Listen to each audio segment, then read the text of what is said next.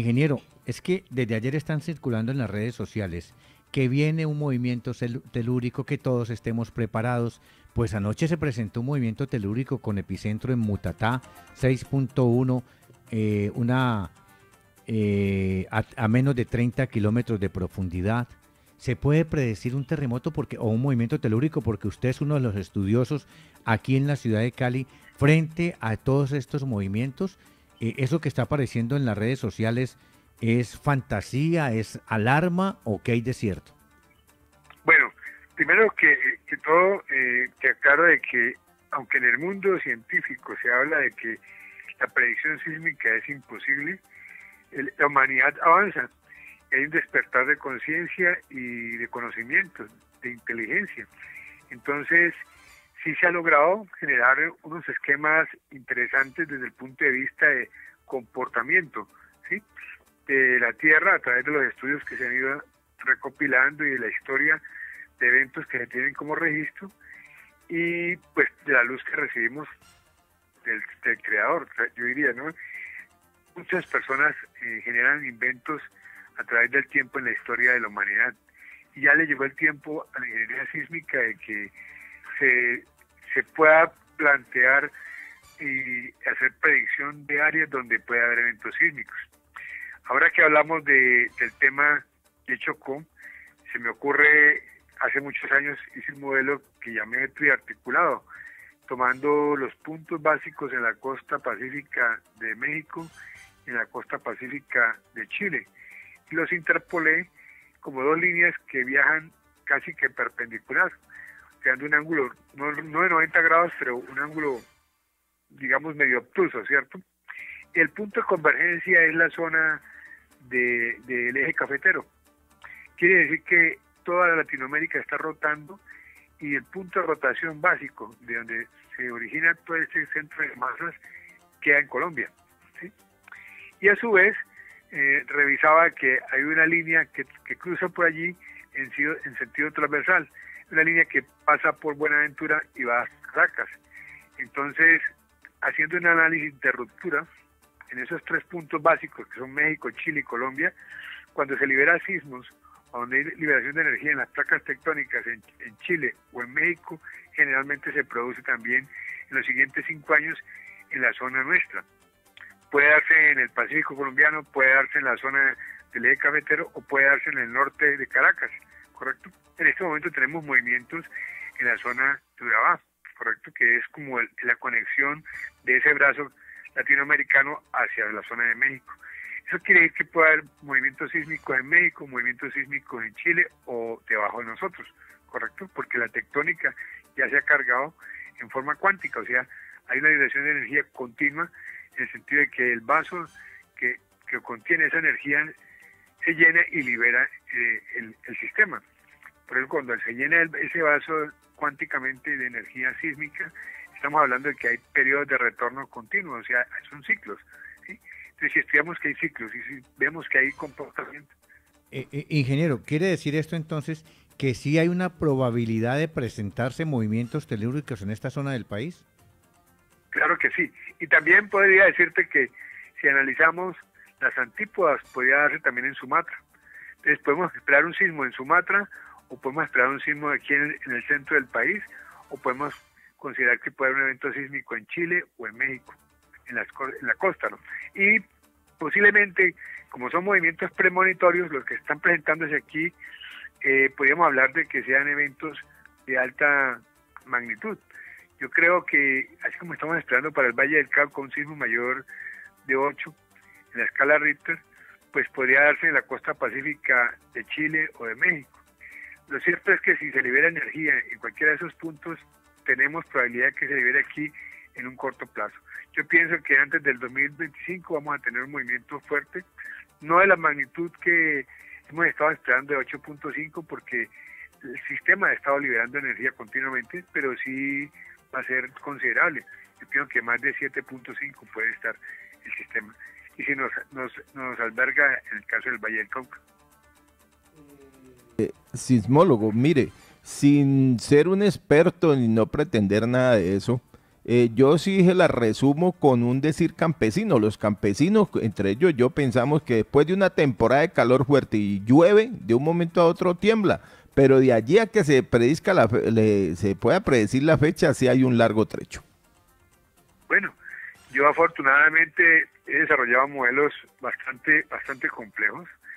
He estudiado toda la tectónica de Japón y exactamente Kobe, que es la ciudad que tuvo en el año 85 un movimiento sísmico muy fuerte, tiene una apreciación muy similar en la posición dentro del sistema de ese vaso que hablamos con respecto a Cali. Son exactamente los dos sistemas similares, ¿no? Y la verdad es que todo el estudio que tiene el Japón de su historia a nivel de registros sísmicos de más de 200 años concuerda con un proceso de comportamiento típico.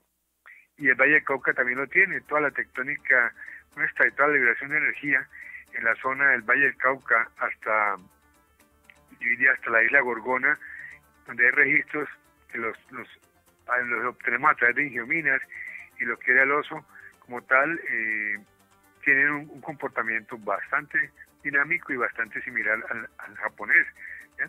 Yo pienso que ahí se puede hacer predicción sísmica. Lo que pasa es que estamos entrando en el proceso directo de ese tipo de conciencia, ¿no? En la parte científica, el método racional básico, que es por lógica, está empezado a llamarse, a retirarse. ¿Por qué? Porque gran parte de todos los procesos van del lado del feeling, de la intuición. Y el hombre como tal está empezando a desarrollar más ese aspecto, el feeling.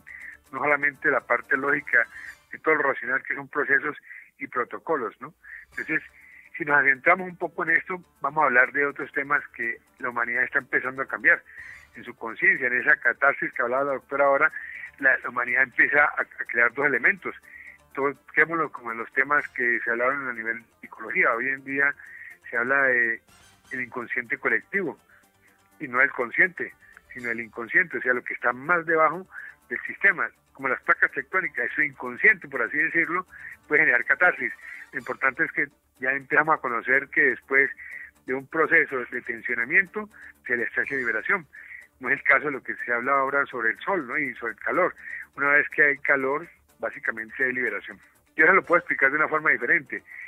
Si usted, por ejemplo, toma en un carro el sistema para fumar, o sea, que prender un cigarrillo, simplemente hunde el sistema y deja que se caliente y luego pues prende el cigarrillo. Quiere decir que desde el punto de choque allá internamente ha ido viajando la onda de calor y finalmente le produce ese sistema para poder encender su cigarrillo, ¿cierto? Lo mismo pasa en la tectónica de placas. A 130 kilómetros debajo del Valle del Cauca hay una fricción de más de 1700 grados centígrados. Cuando hay potencialidad de liberación de energía, ese calor viaja, se difumina a través de los 130 kilómetros. Y en la Tierra nuestra, o sea, aquí en la superficie, podemos tener un gradiente de 3, 4 y 5 grados, que es lo que sentimos como calor. Entonces, nos está avisando la Tierra, sí, estoy ya lista a liberar esa energía. Es una forma de predicción sísmica. Si estudiamos la variación de temperaturas continuamente dentro de un proceso de 50 años, podemos estar definiendo de que esas variaciones de 3, 4 grados y esa evaporación, ¿cierto?, que sea, además de ser debida a la radiación solar, también es debida a la Tierra. Entonces yo tengo un modelo de predicción sísmica y una ecuación que tiene aproximadamente 30, 40 parámetros, donde uno puede hacer un albergue y decir, de acuerdo al cambio de temperatura, puede haber predicción sísmica. Pero también lo tengo por la lógica de la forma en que rompe en todo el área el sistema. Es una forma de saltar, así como cuando uno trabaja jugando las famosas damas chinas, que van trasteándose por encima de otros. La tectónica hace unos brincos, rompe en un sistema, luego hace otra fuente sismogénica. Cuando uno detecta el camino de ese sistema, ha encontrado la forma de hacer predicción sísmica en unos rangos más cortos. Ya son periodos de 5 años, o vamos a llegar a tener periodos de 1 mes, 2 meses para predicción sísmica, pero se puede lograr entendiendo la dinámica de cómo rompe el sistema, porque tiene una lógica de comportamiento, podemos entender. Eso es como el conductivismo, ¿no? En la parte psicológica. Si uno logra que la sociedad y la masa crítica se acostumbre a una serie de parámetros, por decirle, ¿por qué las amas de casa todos los días a las 8 de la noche prenden el televisor a ver una telenovela? Porque se meten en las emociones y finalmente hacen parte de la vida. Entonces lo mismo pasa con la tectónica de placas. Ella crea un comportamiento y cuando nos metemos en el comportamiento y lo entendemos, podemos descubrir hacia dónde va el... Pues ingeniero Roberto Torre, muchas gracias por estas explicaciones técnicas y científicas de todo aquello que tiene que ver con los movimientos telúricos y que Cali está en una zona epicentral. Muchas gracias y feliz día. Sí. Alemán, te voy a interceptar en algo que es novedoso hoy en día y que está no en boga mío, sino en boga de casi, digamos, en las redes sociales e internet. La tectónica de placas en las cordilleras libera un sistema que se llama plasma. Si se acuerdan, en el año 2004 hubo un fogueo que se dio a las 4:30 de la mañana, donde la gente vio como una alborada, ¿sí?, del sistema. Ese plasma es manejado por otro tipo de inteligencias para hacer manejo de sus vehículos.